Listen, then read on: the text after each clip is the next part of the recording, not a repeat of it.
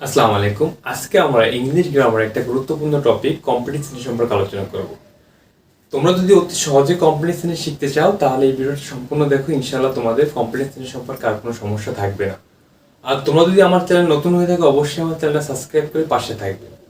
দেখো, আমরা যখন কমপ্লিট সেন্টেন্স সম্পর্কে আলোচনা করব সেক্ষেত্রে আমরা জানতে হবে কমপ্লিট সেন্টেন্সটা কি। আমাদের একটা অসম্পূর্ণ বাক্য থাকবে, ওইটা সম্পূর্ণ করা হচ্ছে আমাদের কাজ। ওকে, আমরা পূর্বে কন্ডিশনাল সেন্টেন্স সম্পর্কে আলোচনা করছি, ওটাও কমপ্লিট সেন্টেন্সের একটা অংশ ভিতরে থাকে। তোমরা চাইলে আমার পূর্বের ভিডিও দেখে আসতে পারো। আমরা আজকে মাত্র কমপ্লিট সেন্টেন্সের দুইটা নিয়ম সম্পর্কে আলোচনা করব। আমরা দুইটা নিয়ম শিখবো যাতে আমাদের বুঝতে সুবিধা হয় এবং মাথায় অতি সহজে মনে রাখতে পারি। দেখো, আমরা আজকে শিখবো ইট ইজ টাইম অথবা ইট ইজ আই টাইম যদি থাকে সেক্ষেত্রে আমরা কিভাবে এই সেন্টেন্সটাকে কমপ্লিট করব। It is time, it is high time, এটা দ্বারা কি বোঝায়? এটাই উপযুক্ত সময়, মানে এই কাজটা করা এটাই উপযুক্ত সময়, এরকম বুঝাইতে আমরা কি ব্যবহার করি? ইট ইজ টাইম অথবা ইট ইজ হাই টাইম। এইটা যদি আমাদের সেন্টেন্সের শুরুতে থাকে, যেমন ইট ইজ টাইম অথবা ইট ইজ হাই টাইম, যেটা বলি না কেন একই। যদি আমার সেন্টেন্সের সাবজেক্টটা থাকে সেক্ষেত্রে আমার সাবজেক্টের পরে ভার্বের পাঁচটা মানে ভার্ব টু প্লাস বাকি অংশ। যদি সাবজেক্ট না থাকে সেক্ষেত্রে টু প্লাস ভার্ব ওয়ান, দুইটা নিয়ম কিন্তু। যদি লক্ষ্য রাখতে হবে যে আমার সেন্টেন্সে সাবজেক্ট আছে কিনা। যদি সাবজেক্ট থাকে সেক্ষেত্রে ভার্বের পাস্ট ফর্ম হবে প্লাস বাকি অংশ।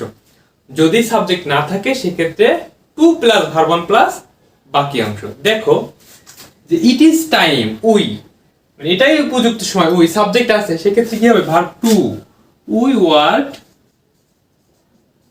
Hard. Okay, it is time we work hard, এটাই উপযুক্ত, এটাই কঠোর পরিশ্রম করার উপযুক্ত সময়, বা এটাই উপযুক্ত সময় আমাদের কঠোর পরিশ্রম করার। এখন দেখো, ইট ইজ টাইম কোনো সাবজেক্ট নাই, সেক্ষেত্রে আমরা কি করব? যদি আমাদের সেন্টেন্সে সাবজেক্ট না থাকে সেক্ষেত্রে কি করব? টু দেব। কি দেব? টুর পর কি হয়? ভার্ব ওয়ান হয়, তাহলে কি হবে? To work hard. আমরা মাথায় রাখবো, যদি আমাদের সেন্টেন্স ইট ইজ টাইম অথবা ইট ইজ হাই টাইম থাকে এবং যদি সাবজেক্ট থাকে সেক্ষেত্রে কি করব? ভার্ব টু প্লাস বাকি অংশ। যদি সাবজেক্ট না থাকে সেক্ষেত্রে to plus verb one plus বাকি অংশ। ওকে, দেখো দুই নম্বরটা দেখো, লেস্ট। লেস্টটা কি বোঝায়? ভয় বোঝায়।